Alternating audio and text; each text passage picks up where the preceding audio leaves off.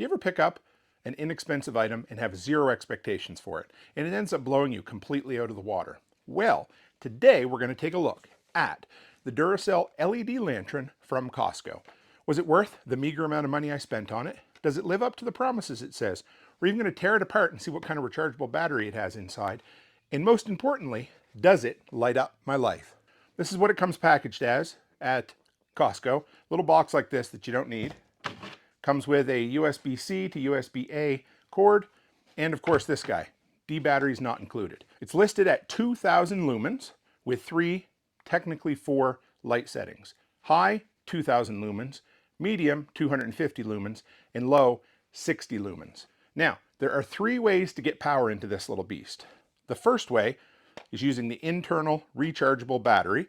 And of course, the first way to charge it is to use that USB-C adapter right there.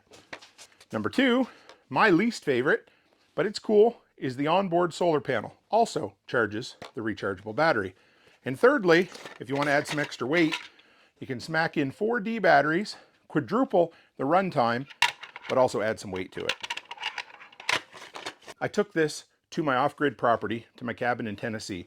This was basically my only source of illumination inside the cabin for a 2-month period. So runtime on the rechargeable battery, whether you've charged it with solar or USB, you get 2.5 hours runtime on the high setting. You get 20 hours runtime on the medium setting, and you get 50 hours of runtime on the low setting. Now the medium setting is more than adequate to read a book by or do little up-close stuff. If you want to illuminate a 16:8 bedroom in a cabin, you want this on high and you want it hanging up.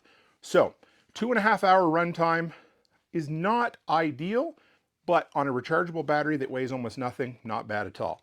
What I found was if you're not moving this around and you're going to use it stationary in a cabin, D battery for me was the way to go. Runtime on that, high, you got 12 hours of runtime. Medium, you get 60 hours of runtime. And low, you get 200 hours of runtime with 4 D batteries. One more cool little feature with this, again, the internal USB ports. You got USB-C for charging, USB-A for exterior charging. So you're able to get 5 volts out of this, around 10 watts roughly, to charge some low-powered USB devices. So it's a nice little extra feature you might not have been counting on. It has the flashing red strobe light, which to me, you know, if you want red so you don't wash out your reading, your night vision, great. But this, I mean, okay. Can it be a beacon? Sure. Is it very practical for me? No. If you followed me for any length of time, you know I'm a big fan of IP ratings. And if you don't know what IP ratings are, you can delve into them. But it's an independent third party that verifies waterproof and dustproofness for companies. This was submitted, get an IPX4 rating, which means that it will keep water out with a spray or splash of water in 360 degrees. So picture a shower head circling this entire thing and spraying it continuously. Water will not get into it. Don't drop it overboard if you have it in a, don't drop it overboard if you're in a kayak or something like that. But if you leave it out in the rain accidentally, you should be good. Dimensions, a little less than 6 by a little less than 6 by a little more than 10 inches high. Onto the scale, this is with D batteries. So if you want to see, 3 pounds, 3.03 pounds. Now, we're going to weigh it without the D batteries. This is with just the internal rechargeable battery. 1.87 pounds. Now, it says it's rated for a drop of 3 feet. Right on the cement floor, no problem. I had this drop on ground from 6 feet high, no problem at all. I wouldn't want to repeat that multiple occasions, but landed right on the corner there, no problem. Show you right here. It's got 4 very bright LED lights. It's got 4 LED lights that show you the power level, the charge level of the battery. Now, as it's charging, this one will blink and then it'll completely stop once it's full. So if you're down to 25% charge, you have 1 light, 50% is 2, and so on and so forth. This was my primary source of illumination in the cabin if I wanted to do anything after dark. I would hang it from a nail in the ceiling of a 16:8 bedroom and it would illuminate the entire room, no problem at all. It also would hang out on the deck with me in the evenings if I wanted to drink beer and listen to the bugs, mosquitoes, whatever you want to call them. If I want to listen to the bugs after dark, it worked for that as well. Now, this is designed as a camping lantern, but what I've discovered is I'm going to pick up more of these because these are incredible devices for power outages as well. Keep some D batteries around and you're all set. But in a pinch, this would be great to have in a little blackout kit next to your bed or on a shelf wherever you keep your power outage gear. These are awesome for having around the house as well. Now, if you're using this just in a tent, so you want to be as light as you can, you don't want to take a lot of heavy stuff with you, the internal rechargeable battery is fine. If you're using it stationary in a cabin or for power outage, I'd have no problem keeping the D batteries in it as well. So the beauty of taking these apart, I never have a sweet clue what I'm doing. So looks like 4 screws right there, and we'll see what the hell happens.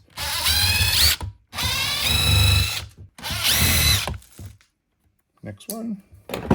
Oh, that was way easier than expected. Here we go. Oh shit, look at this.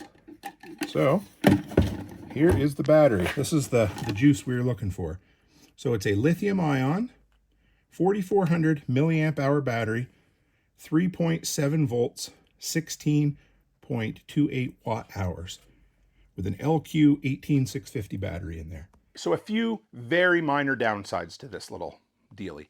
Number one, I use the hook a lot, but it's great if it's hanging on a hook. It doesn't like sitting on nails, and that's because it's kind of offset. Makes it nice for hanging, nice for holding, but for putting it on a nail up against a wall, this sits like this and it wants to fall off. It gets unbalanced. I know, very small criticism, but I had it fall off the wall a few times like that. If you're gonna hang it on a hook or take the nail and bend it up.